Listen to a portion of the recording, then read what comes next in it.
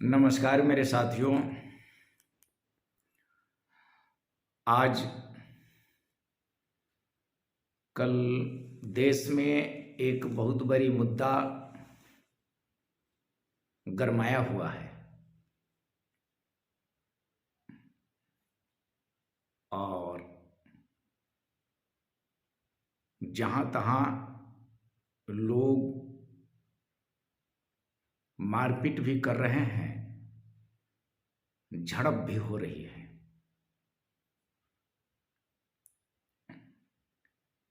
हम उन महानायक के संदर्भ में चर्चा करने जा रहे हैं जो हमारे देश के महान स्वतंत्रता सेनानियों में उनकी गिनती होती है और उनका नाम सभी लोग जानते हैं। और उनका एक नारा था, स्लोगन, तुम मुझे खून दो, मैं तुम्हें आज़ादी दूंगा। उन महानायक का नाम है नेताजी सुभाष चंद्र बोस।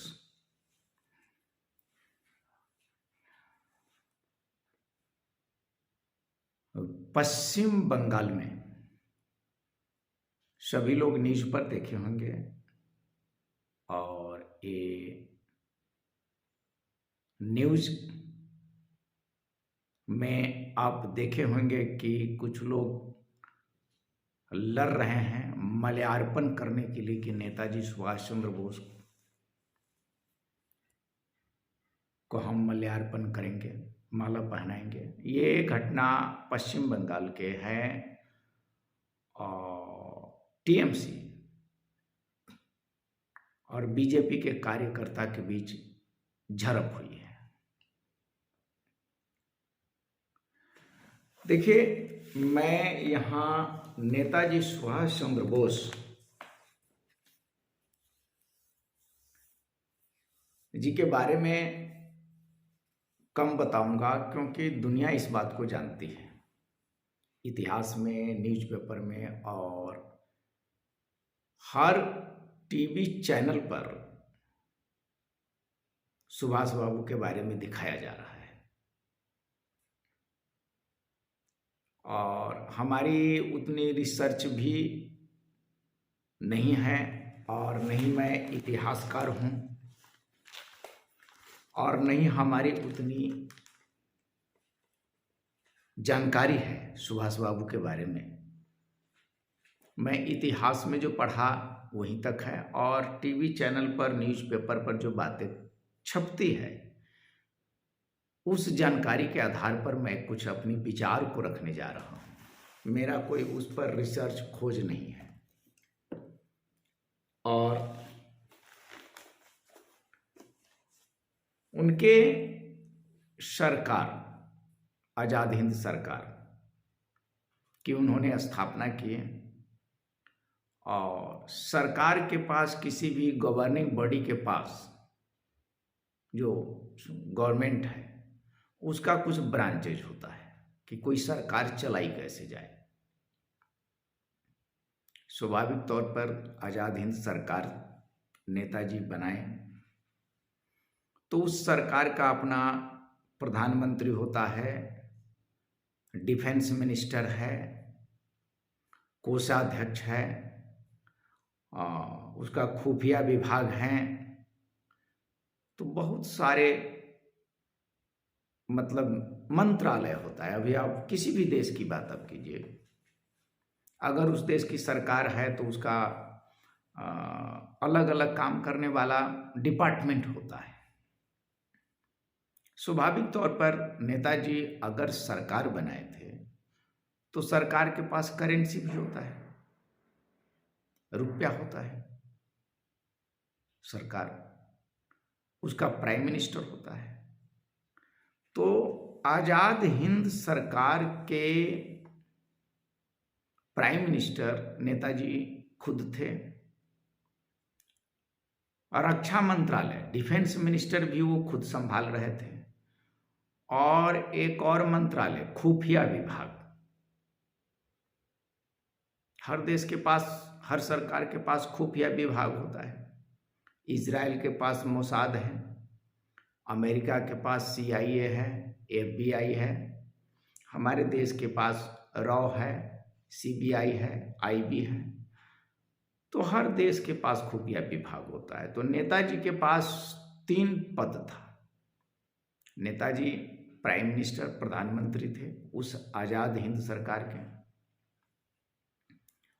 और डिफेंस मिनिस्टर भी थे, रक्षा मंत्री भी थे, और खुफिया विभाग, जासूसी विभाग भी उनके पास था। भाई सरकार चला रहे थे तो स्वाभाविक तौर पर उनकी करेंसी होगी। आज उनके करेंसी की चर्चा चल रही है। देखिए, ये तो कोई संदेह नहीं है कि देश की स्वतंत्रता में उनका सबसे बड़ा योगदान रहा है। आज़ाद हिंद फौज का सबसे बड़ा योगदान रहा है। आज़ाद हिंद सरकार की सबसे बड़ी योगदान रही है। हम उन मुद्दों से थोड़ा सा ये बात, उन मुद्दों से थोड़ा हटकर हम बात ये करना चाहते हैं कि आज जो लोग पश्चिम बंगाल में लड़ाई लड़ रहे हैं, झगड़ा किए हैं, कोई भी मैं नाम नहीं लेना चाहता भाई, इस तरह की घटना हमारे और जगह भी हो सकती है।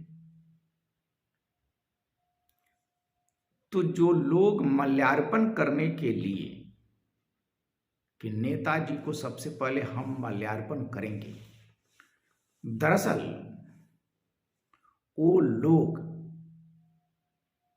अपने बच्चों को, अपने बेटा और बेटी को देश की रक्षा के लिए सीमा पर भेज सकते हैं।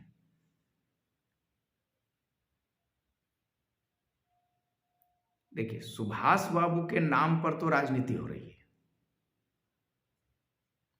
आजाद हिंद फौज के नाम पर राजनीति करना, वोट बैंक को हासिल करना एक अलग बात है। माल्यार्पण कर देने से कोई आप सुभाष बाबू के विचारधारा में नहीं पल रहे हैं, या सुभाष बाबू के आप देखिए डॉग सब हल्ला करता है, तो सुभाष बाबू की आप माल्यार्पण कर दिए तो कौन सी बहुत बड़ी बात आप कर दी। बात वो नहीं है, बात वो है कि कितने नेता हमारे देश में हैं, how many number of leaders, कितने नेता है हमारे देश में जो हकीकत में आजाद हिंद सरकार, आजाद हिंद फौज में विश्वास रखते हैं। वोट की राजनीति नहीं, वोट लेने के लिए कि नेताजी को हम कहीं प्रतिमा बना दिए, नेताजी का हम कहीं माल्यार्पण कर दिए, ताली बजवा लिए तो पब्लिक कहेगी कि ये नेताजी के विचारों में ढल रहे हैं। दरअसल उस नेता से आप पूछिए जो माल्यार्पण करने के लिए गया, लड़ा, क्या वो अपने बच्चों को, क्या अपने बेटा बेटी को आजाद हिंद फौज का सिपाही बना सकता है?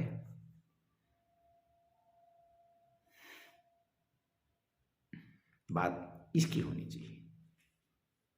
माल्यार्पण आप करते हैं, ठीक है, महान पुरुष है, उनका माल्यार्पण करना हमारा कर्तव्य बनता है। उनके नामों को याद करना, उनके जन्म तिथि को याद करना हमारा कर्तव्य बनता है, जिससे कि आने वाली जो पीढ़ी है वो याद तो करे, लेकिन आने वाली पीढ़ी को ये भी बताना है कि हमें सुभाष बाबू के विचारों पर चलना है और उसके रग रग में सुभाष बाबू का विचार होना चाहिए। ये बात फैलाया जाना चाहिए, पूरे देश में बच्चों के अंदर फैलाया जाना चाहिए। आसान काम नहीं है एक सामान्य व्यक्ति को एक देश के बराबर शक्ति इकट्ठा कर देना और एक फौज इकट्ठा कर लेना और ऐसी ताकत से लड़ना जिसकी साम्राज्य पृथ्वी की आधी हो।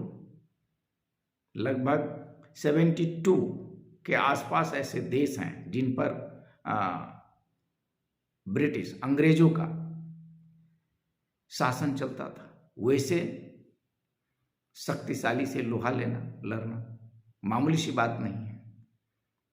तो बात ऐसी नहीं है। बात मैं इस वीडियो के माध्यम से कहना चाहता हूं कि सुभाष बाबू के विचारों पर चलने का प्रण लिया जाए और आने वाले पीढ़ी को भी शपथ दिलाया जाए कि मुझे सुभाष बाबू के विचारों पर चलना है। इतने वर्षों के बाद आज पूरा देश 125वीं जयंती मना रही है और बड़े ही सौभाग्य की बात है कि हमारे देश के प्रधानमंत्री उस जगह पर नेताजी सुभाष चंद्र बोस की प्रतिमा स्थापित कर दी है जहां ब्रिटिश का हुकूमत करने वाले ब्रिटिश अंग्रेजों का मुखिया गवर्नर जो जॉर्ज पंचम थे उनकी प्रतिमा के जगह पर नेताजी सुभाष चंद्र बोस की प्रतिमा रखी गई। इसके लिए देश के प्रधानमंत्री और देशवासियों को मैं धन्यवाद देता हूं कि ये बहुत अच्छा काम हुआ है। देखिए, लोग बहुत इस पर रिसर्च किए और टीका टिप्पणी अपने हिसाब से करते हैं। अब प्लेन जो मेरा अपना अनुमान है, मैं रिसर्च नहीं किया हूं, 18 अगस्त 1945 को जो ताइवान में प्लेन क्रैश हुआ, तो जैसा खबर हम देख रहे हैं, जैसा न्यूज़पेपर में सुन रहे हैं, देख रहे हैं, पढ़ रहे हैं, हबीबुर रहमान जी का जो भी स्टेटमेंट था वह संदेहात्मक है और हो सकता है कि जिस प्लेन में हबीबुर रहमान बैठे हो उस प्लेन में सुभाष बाबू नहीं बैठे हो। सुभाष बाबू के जगह पर कोई दूसरा आदमी बैठ गया हो।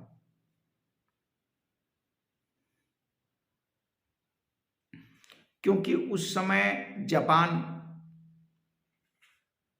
2 एटॉमिक बम परमाणु हमलों से तबाह हो गया था और जापान के पास अब कोई रास्ता नहीं था सरेंडर करने के बजाय। तो कहीं ना कहीं सुभाष बाबू को यह लगा होगा कि हम अब जापान की ताकत पर अंग्रेजों से नहीं लड़ सकते हैं। उनके पास खजाना भी था भाई। हबीबुर रहमान की जो बात है, हम तो वहां थे नहीं, प्रेजेंट है नहीं। अनुजधर जी का जो किताब है, अनुजधर एक है, वो सुभाष बाबू पर बहुत काफी रिसर्च की है, उनकी किताबें भी आई। एक प्रोफेसर कपिल कुमार जी हैं, उनका भी मैं कल बात सुन रहा था, और एक पुष्पेंद्र कुलश्रेष्ठ जी हैं, उनकी भी बात मैं सुन रहा था। ये सभी लोग, और एक जीडी बख्शी जी हैं, ये सभी लोग सुभाष बाबू के विचारों पर चलने वाले लोग हैं। मैं सभी को बात को सुन रहा था।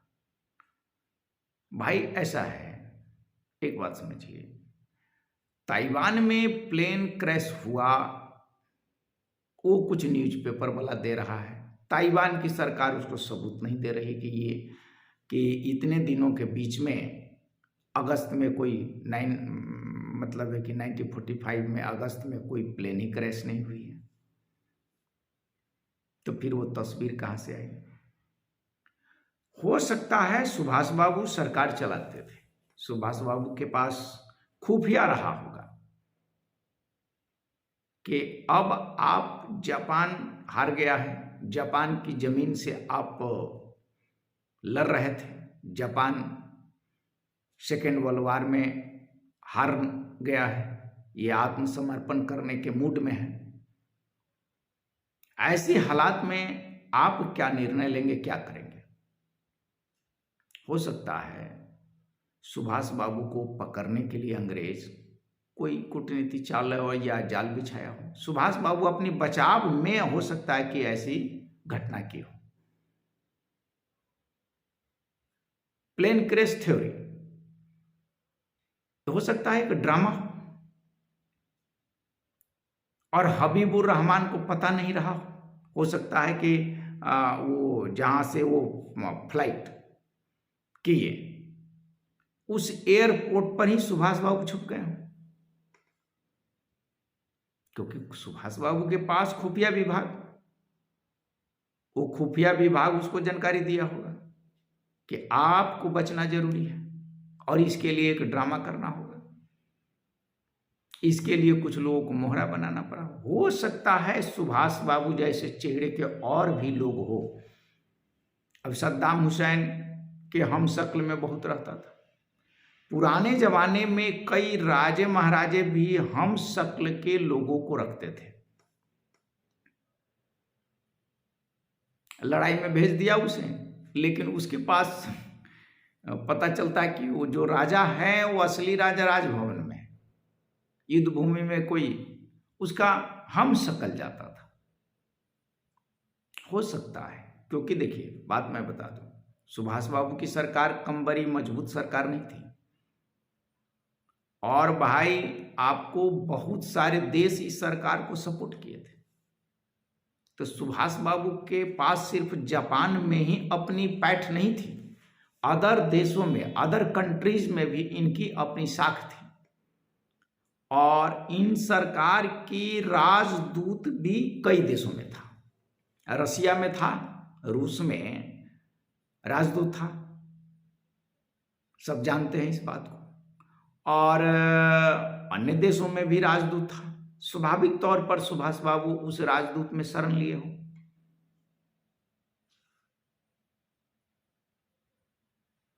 आप ये समझिए, प्लेन क्रैश होने के बाद न्यूज़पेपर में आई, सभी जगह बोले कि सुभाष बाबू की मौत हो गई, लेकिन CIA अमेरिकी जो जांच एजेंसी, वो कहा कि नहीं, कि ये बंदा अंडरग्राउंड हुआ है, ये प्लेन क्रैश में मरा नहीं है। और कभी कभार कहीं कहीं पर सुभाष बाबू को देखा भी गया है।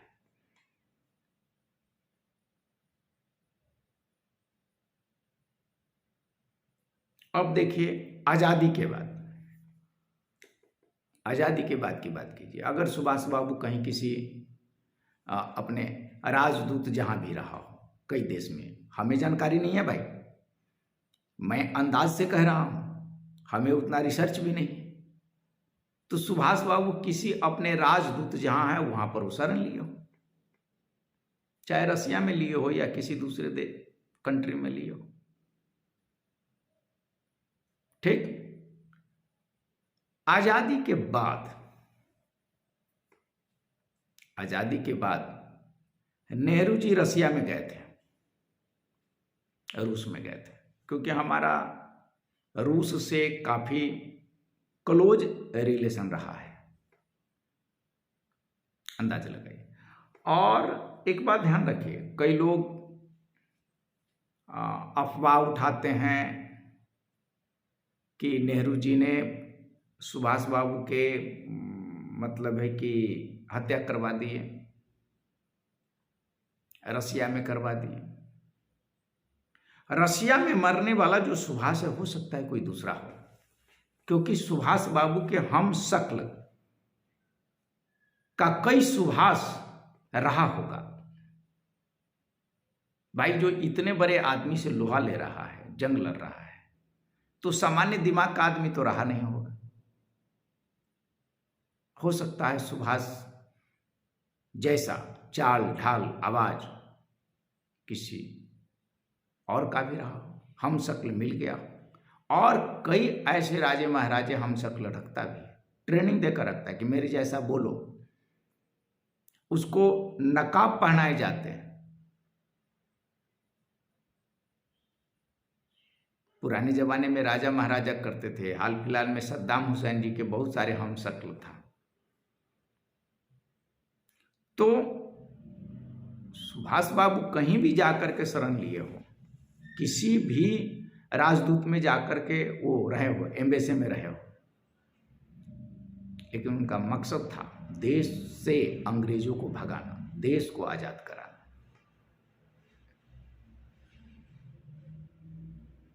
अब नेहरू जी और सुभाष बाबू में या गांधी जी में कई लोग कहते कि बहुत बड़ा मतांतर है, तो दोनों में बातें नहीं बनती थी, तो गांधी जी के चलते उन्हें कांग्रेस से इस्तीफा देना पड़ा। खैर जो भी कारण रहा हो, इस्तीफा उन्होंने दिया है, कांग्रेस प्रेसिडेंट से इस्तीफा सुभाष बाबू दिए हैं।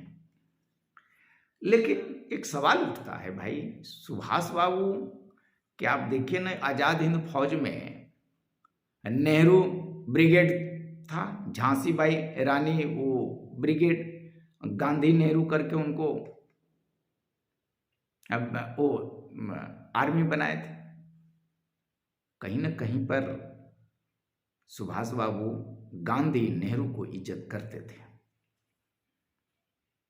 और गांधी नेहरू भी इस बात को जानते थे। रहा होगा भाई, इस बात को हम देखिए, दुश्मनी हर समय नहीं होती, दुश्मनी हर समय नहीं होती। और मैं नेहरू जी को उतना बुरे हिसाब से नहीं सोच सकते है। आदमी अगर शासन करता है तो उसमें कुछ न कुछ कमियां निकल जाती, बात समझिए। और नेहरू जी भी एक ग्लोबल लीडर हैं, मैं इस बात को नहीं मान सकता। उनके अंदर जो लोग भी अपनी बुराई करते हैं, भाई ठीक है, कीजिए, बोलना आपका काम है, लेकिन निश्चित तौर पर नेहरू जी भी देश के लिए बहुत बड़ा कुर्बानी दिए हैं और युवा लीडर थे। और अपनी छाप दुनिया में छोड़े हैं नेहरू जी। तो मैं एक चीज आपको बताना चाहता हूं, आजादी, जब आजादी तो नहीं कह सकते हैं इसको, ट्रांसफर ऑफ पावर एग्रीमेंट, आइए टॉपिक पर बात करते हैं। ट्रांसफर ऑफ पावर एग्रीमेंट जो बनी, तो उसमें कुछ टर्म एंड कंडीशन रखा गया था अंग्रेजों की तरफ से। जो भी रखे हो, जो भी आदमी रहे हो, आप लोग इतिहास के जानकार लोग हैं, उसको आप फाइल निकाल कर देख सकते हैं। मैं भी गूगल पर सर्च करके लोगों के जो वक्तव्य होता है, टीवी न्यूज चैनल पर, अखबार में जो बात आती है, उसके आधार पर मैं बोल रहा हूँ। ये नहीं कि मेरे पास उसका ट्रांसफर ऑफ पावर एग्रीमेंट का हमारे पास सबूत है। राजीव दीक्षित जी इस पर बहुत काफी लेक्चर दिए होंगे यूट्यूब पर, हम उनको सुने हैं। और जीडी बख्शी जी भी दिए हैं, और इधर कपिल जी का भी हमने सुनी सुनाई बात बता रहा हूं। उसमें था कि जिंदा या मुर्दा, मुझे सुभाष चाहिए, अंग्रेजों ने किया। और उस समय भारत के प्रधानमंत्री नेहरू जी थे, और गृह मंत्रालय का पद, वो पोस्ट संभाल रहे थे सरदार वल्लभ पटेल जी। तो पटेल जी और नेहरू जी देश के सर्वे सर्वा थे। देश को अंग्रेजों से हटाना था कि तत्काल भागे, और ऐसे भी वो भाग जाता। उनके पास अब सेकेंड वर्ल्ड वार के पास करीब करीब सेकेंड वर्ल्ड वार के बाद लगभग अंग्रेजों में अब ये हिम्मत नहीं रह गई थी कि वो शासन कर सके, तो उसको जाना तो तय था। लेकिन वो अंग्रेज जो है सुभाष से खफा कि ठीक है हम जा रहे हैं, लेकिन जिंदा या मुर्दा मुझे चाहिए। ये बात देश के ऐसे लोग के पास रखी गई, अब नेहरू जी है और पटेल जी है, ऐसे लोगों के पास रखी गई जो पूरे देश की जिम्मेदारी को संभाल रहे थे। मेरा जहां तक अनुमान है, मैं अपने अनुमान के आधार पर बता रहा हूं कि सुभाष बाबू को आजादी के बाद भारत में नेहरू जी ही लाए हैं।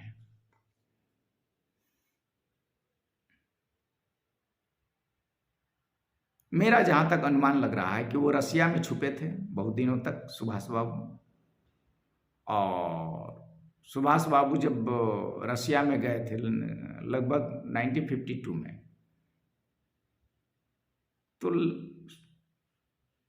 नेहरू जी के प्लेन पर ही सुभाष बाबू आए होंगे, मेरा अपना अनुमान कह रहा है। और सुभाष बाबू को बचाना जरूरी था। सुभाष बाबू हमारे देश के किसी भी राज्य में रह सकते थे और उस राज्य के मुख्यमंत्री को खर्चा देना है।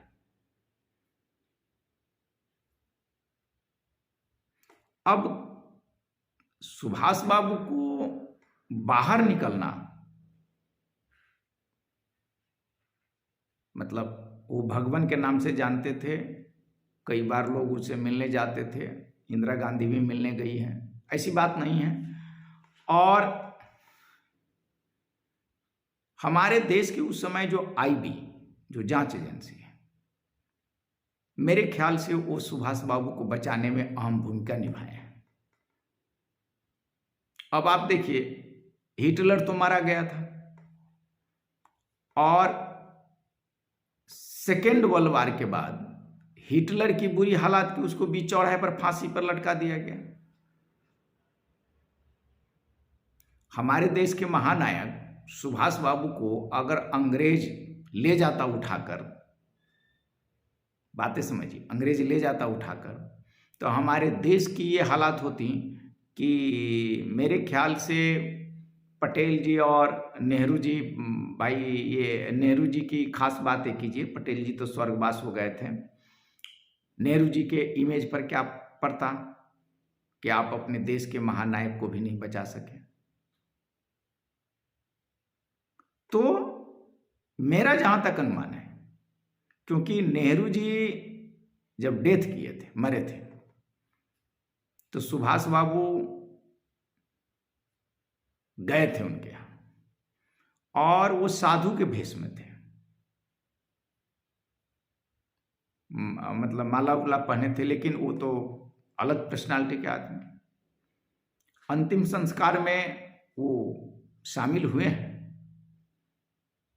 जब वो सिगरेट पी रहे थे तो कई लोगों के दिमाग में बातें आई कि साधु संत सिगरेट क्यों पिएगा, और सुभाष बाबू को सिगरेट पीने की आदत, वो सिगरेट और चाय ज़्यादा पीते हैं, जैसा कि उनके करीबी रहने वाले लोग बतलाते हैं।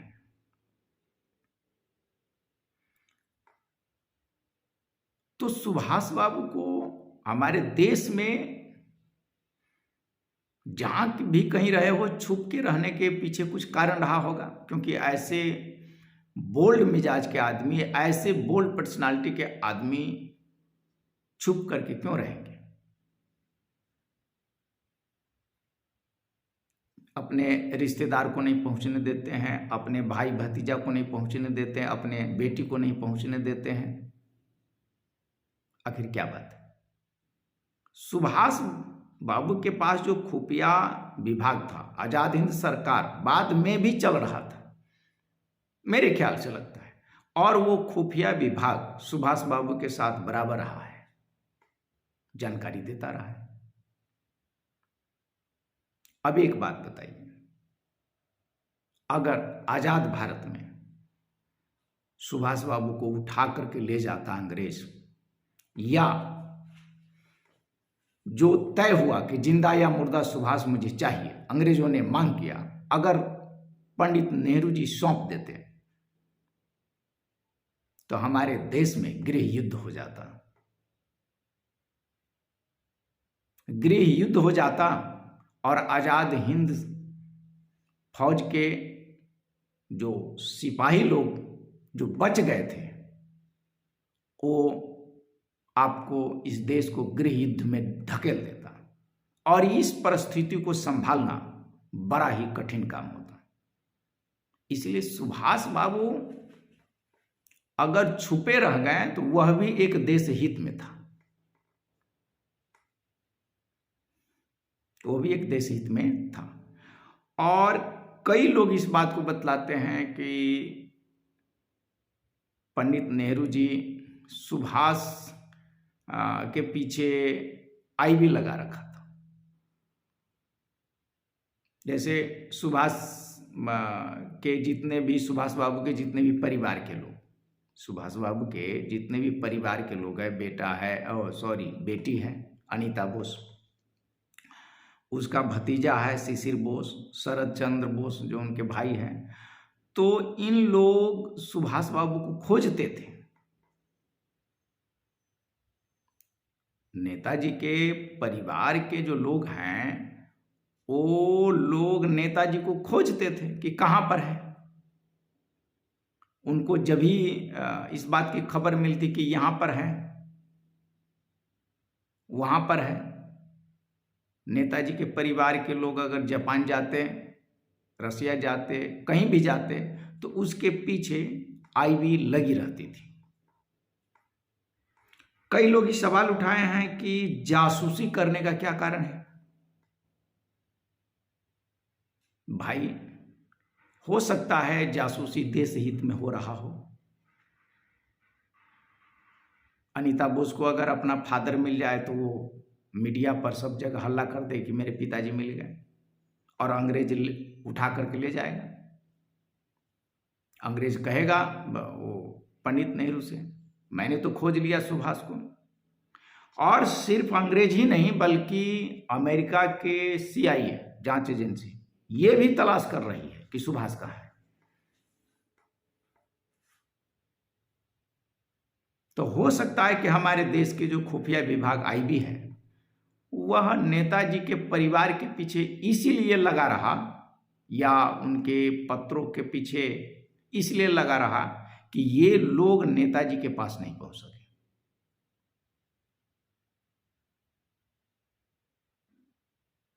उनके परिवार के लोग नेताजी के पास नहीं पहुंच सके। नेताजी को बचाना है, नेताजी को ऐसे जगह पर रखना है जहां पर कि नेताजी को कोई परिवार के लोग जान न सके, क्योंकि उनके परिवार के लोग जानेंगे, कुछ ऐसे लोग जानेंगे तो बता देंगे कि यहां पर रहते हैं। और इधर तो अमेरिकी जांच एजेंसी CIA लगा हुआ है, अंग्रेज का जो है वो लगा हुआ है। और ऐसी परिस्थिति में सुभाष बाबू को बचाना हमारी देश की सबसे बड़ी जिम्मेदारी। क्या कारण है? नेहरू जी के जाने के बाद, नेहरू जी जब स्वर्गवास हो गए, उनके बाद भी एक आपको ऐसा कहा जाता है कि फैजाबाद में सुभाष बाबू का डेथ 17 अगस्त 1985 को हुआ है। 17 अगस्त 1985 को अनुजधर एक व्यक्ति हैं, उनका वीडियो मैं सुन रहा था, और उनके अंतिम संस्कार में बहुत कम लोग उपस्थित हुए, और उनका गुमनामी बाबा के नाम से उनके कब्र के पास वो क्या बोलते हैं, कब्रिस्तान जो में सीमेंट मिट्टी सीमेंट और ईंट का बना दिया जाता है, वो बना दिया गया। उस पर लिखा हुआ है गुमनामी बाबा, लेकिन 23 जनवरी लिखा हुआ है। और फैजाबाद से जो भी चीज़ बक्से से निकली है, उन बक्सों के आधार पर कुछ तो पारिवारिक फोटो भी निकली है, तस्वीर निकली है, उसमें भी उनके परिवार के लोगों का तस्वीर है। कुछ दूरबीन ऐसा निकला है जो सेकेंड वर्ल्ड वार का है। कुछ ऐसे मतलब चीज मिले हैं जो आज़ाद हिंद फौज से मिलता जुलता है, वर्दी भी मिली है आज़ाद हिंद फौज का। तो इस आधार पर क्या आकलन लगा सकते हैं कि सुभाष बाबू प्लेन क्रैश में नहीं मरे हैं फैजाबाद में। अब सवाल ये उठता है कि 85 के बाद, अब ये देख लीजिए भाई, ये तो हम अपने आधार पर कह रहे हैं, हम अपनी चीज सोच समझ कर कह रहे हैं। मैं उनका इतिहास नहीं बताने जा रहा हूं, बल्कि मैं ये बताने जा रहा हूं कि महाराष्ट्र में एक विदर्भ कोई गांव है, विदर्भ कोई इलाका है। मैं एक रोज इनका कौन है, एबीपी न्यूज पर वो आते हैं, वो एबीपी न्यूज पर आते हैं, उनका नाम अभी भूल रहा हूं मैं, तो बता रहे हैं कि विदर्भ में एक संसद भवन बना हुआ है 3 बीघा में, और सुभाष बाबू 85 में मरे फैजाबाद में, उनका स्वर्गवास हुआ। और 85 में ही वो विदर्भ में एक संत गया, एक साधु गया, और वहां रहने लगा। वो भिखारी की तरह है। विदर्भ वो इलाका है, आप टाइप कीजिएगा तो वो भी आ जाएगा। मैं भी एबीपी न्यूज पर देखा, वहां एक संसद भवन बना हुआ। अब संसद भवन के दोनों गेट पर सुभाष बाबू का चित्र है, और वो 2005 में मरे हैं, नहीं सॉरी 2001 में मरे हैं, हाँ 2001 में वो मरे हैं। और वो अपने आप को कहता था कि मैं सुभाष हूं। अब बताइए, एक झोला छाप आदमी को इतना पैसा कहां से आया कि 3 बीघा में संसद भवन खड़ा कर दिए। ठीक इसी हमारे जो दिल्ली में जो संसद भवन है, उसी के जैसा वहां संसद भवन बनाए 3 बीघा में। उनके पास इतना पैसा कहां से आया कि 3 बीघा में संसद भवन बना दिए। और उनके यहां से बक्सा जो निकला, वो जब 2001 में मरे 15 साल के बाद, तो बक्से से सेकेंड वर्ल्ड वार का मतलब है कि क्या उसको मैं न्यूज में ही देख रहे थे और दिखा रहे थे एबीपी न्यूज पर, तो वो कह रहे हैं कि ये दूरबीन सेकेंड वर्ल्ड वार का है, ये वर्दी आज़ाद हिंद फौज की है। तो ये संत है भारत के पार्लियामेंट पर जो 26 जनवरी और 15 अगस्त को जो झंडा फहराए जाते हैं, उससे 5 मिनट पहले उस संसद भवन पर झंडा फहराया जाता है। आज भी वो संसद भवन है। बहुत कम लोग इस बात को जानते हैं, लेकिन हम तो न्यूज में देखे तो हमें आश्चर्य लगा। अब एक बात बताइए, वो विदर्भ में जो संसद भवन बना है, वहां के जो वो व्यक्ति थे, वो अपने आप को कहते थे कि मैं सुभाष चंद्र बोस हूं और देश की बात करते हैं। तो वो कौन सुभाष थे? अब एक बात बताइए, एक प्लेन क्रैश वाली थ्योरी है, एक कहा गया कि रसिया में मरे वो है, रसिया में वो जेल में मार दिया स्टालिन ने सुभाष बाबू को, वो है। एक फैजाबाद वाली बात है कि वहां सुभाष बाबू मरे हैं, और एक कह रहा है कि विदर्भ में। अंदाजा लगा लीजिए, विदर्भ में वो है, वहां संसद भवन बना हुआ है, और 2001 में वो मरे हैं, और वहां भी है। तो भाई एक बात समझिए, सारे चीज किसी को जानकारी नहीं है। मैं भी अपने टीवी पर, न्यूज़पेपर में जो खबरें छपी है उसके आधार पर बता रहा हूँ। लेकिन मैं इतना जरूर बता रहा हूँ इसके आधार पर कि सुभाष बाबू को आज़ादी के बाद पटेल जी के गुजर जाने के बाद, नेहरू जी के गुजर जाने के बाद सुभाष बाबू को बचाने की जिम्मेदारी हमारे देश के खुफिया विभाग को रही होगी, या पटेल जी या नेहरू जी इस खुफिया विभाग आईबी को जो डायरेक्टर है उनको कह दिए होंगे कि इन सुभाष को किसी भी हालात में जानकारी नहीं देना है। ये मैं अपने अनुमान के आधार पर कह रहा हूं, क्योंकि आप घर के मालिक हैं और आपके घर में आपका बेटा बेटी क्या कर रहा है ये निश्चित तौर पर आपको जानकारी होगा, चाहे वो पढ़ा लिखा आदमी हो या अनपढ़ हो। उस गार्जियन को पता चल जाता है कि मेरा बेटा चोरी करके आया है, या उस गार्जियन को पता चल जाता है कि मेरी बेटी का कहीं ना कहीं कोई बॉयफ्रेंड है, या उसके बेटा को के बारे में पता चल जाता है कि मेरा बेटा के पास कितने गर्लफ्रेंड है। वो बाप माँ को पता हो जाता है। तो ये तो छोटी सी बात, एक घर की बात बता रहा हूँ एग्जाम्पल से, लेकिन एक देश की बात आप कीजिए, जो एक देश है, भारत देश है, अमेरिका है, पाकिस्तान है, कोई भी एक बहुत बड़ी कंट्री है, तो उस देश के खुफिया विभाग को सब कुछ जानकारी होता है कि हमारे देश में क्या हो रहा है, आप क्या कर रहे हैं, देश के खुफिया विभाग को जानकारी है। अभी मोसाद की कभी कभी कुछ घटना के बारे में, ऑपरेशन के बारे में सुनता हूं तो आश्चर्य लगता है कि मोसाद क्या क्या कांड कर बैठता है। मामूली सी बात नहीं। इजराइल कोई बहुत बड़ा देश नहीं है, छोटा है। अमेरिका के पास CIA है, वो कितने कारनामे करते हैं। रसिया के पास, तो मेरा कहना यह है कि कोई भी देश की जो जांच एजेंसी है वो अपने देश के चप्पे चप्पे की जानकारी रखता है। तो क्या आपको अनुमान लगता है कि सुभाष बाबू करीब करीब 35-40 साल तक छुप करके हमारे देश में रहे हैं, तो उनको छुपाने का काम, उनको बचाने का काम हमारे देश के ही खुफिया विभाग किए होंगे निश्चित तौर पर।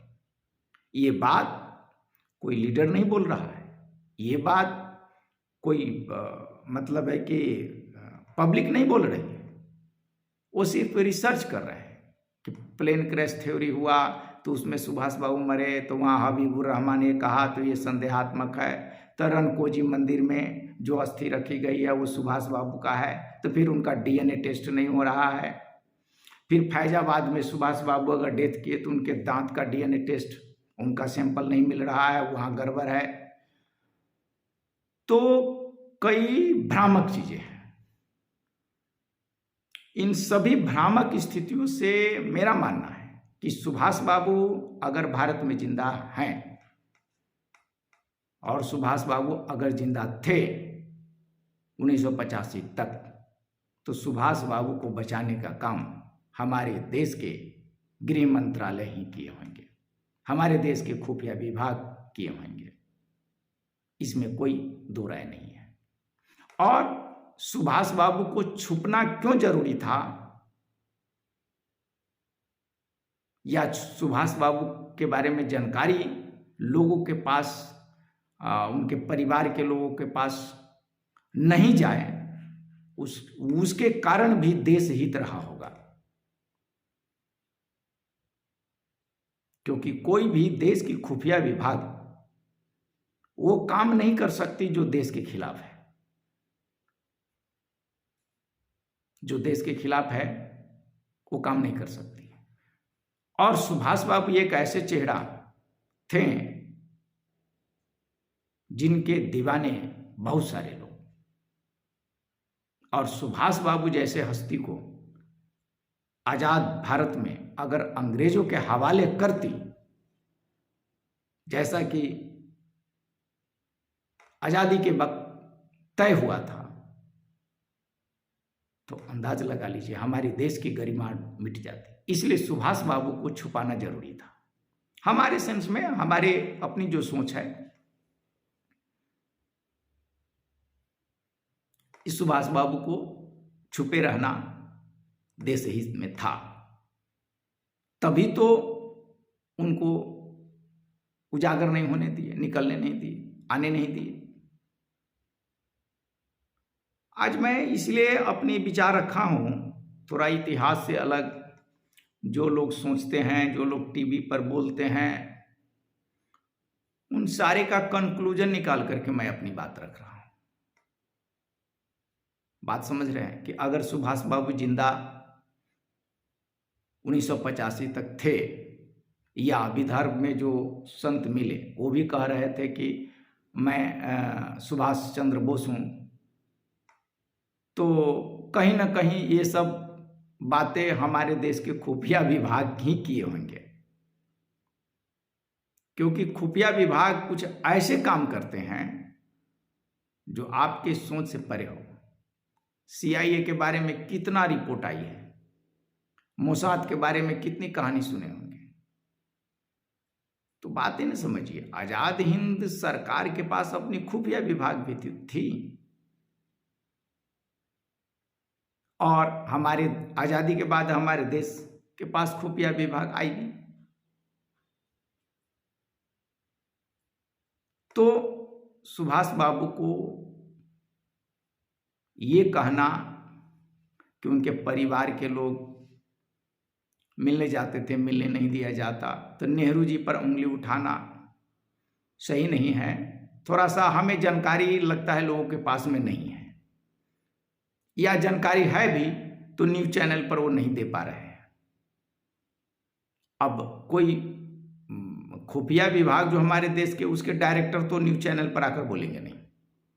और जो देश हित में बात है, जो देश हित में बात है, वह किसी भी देश की जो खुफिया विभाग है वह न्यूज़पेपर में आने ही नहीं देता है बात को। तो मेरा मानना है कि जो लोग तर्क वितर्क टीवी पर करते हैं, उनका ज्ञान हो सकता है थोड़ा अधूरा हो, या रिसर्च में कमी हो। दोबारा रिसर्च करने की जरूरत है। और रिसर्च वो करेंगे क्या, जब खुफिया विभाग जो काम कर रही है, वो खुफिया विभाग किसी रिसर्च करने वाले को अपने पास पहुंचने ही नहीं देगा, या जो न्यूज चैनल वाले हैं उसको न्यूज ही नहीं देगा, क्योंकि देश के हित का मामला है। तो वो पब्लिसिटी पब्लिक के बीच में कैसे आने देगा। तो आज मैंने अपनी बात रखा है, और हमारी उतनी रिसर्च नहीं है। न्यूज़पेपर के आधार पर, न्यूज चैनल के आधार पर अपनी कुछ अनुमानित बात मैंने न्यूज चैनल पर जो सुना है उसके आधार पर मैं अपने विचार को रखा हूँ। सच्चाई क्या है ये मैं भी नहीं जानता। नमस्कार, जय हिंद।